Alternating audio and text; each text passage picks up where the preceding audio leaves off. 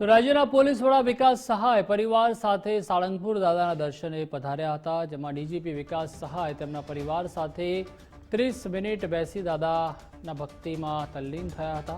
સાળંગપુર કષ્ટભંજન હનુમાનજી મંદિરના કોઠારી સ્વામી અને સંતો દ્વારા ડીજીપીનું ફૂલ આરતી સ્વાગત કરીને રક્ષા પોટલી બાંધીને શક્તિ સ્વરૂપે તલવાર અને દાદાની મૂર્તિ ભેટ આપી હતી. આ સાથે જ મોટી સંખ્યામાં ભક્તોએ હનુમાનજી દાદાના દિવ્ય દર્શનનો લાહવો લીધો હતો. જય સ્વામિનારાયણ, જય કષ્ટભંજન દેવ. આજે પવિત્ર શ્રાવણ માસનો પ્રારંભ થયોનો ત્રીજો દિવસ છે.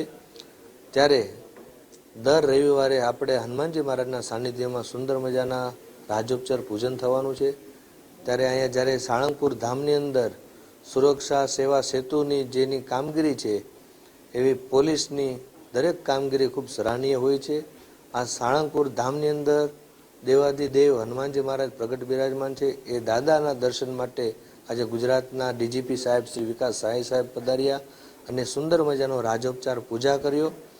અને રાજોપચાર પૂજાના પ્રત્યે એમને સંકલ્પ દ્રઢ કર્યો છે કે અમારી પોલીસ સેવા સુરક્ષાની અંદર ખૂબ સરાહનીય રીતે કામગીરી કરે અને હનુમાનજી મહારાજની કૃપા સમગ્ર પોલીસ બેડા ઉપર રહે એવી ભગવાનને પ્રાર્થના કરી અને એમે પણ દાદાનો હાર પહેરાવી એમના કલાઈ ઉપર રક્ષાસૂત્ર બાંધી શુભાશીષ પાઠવ્યા છે.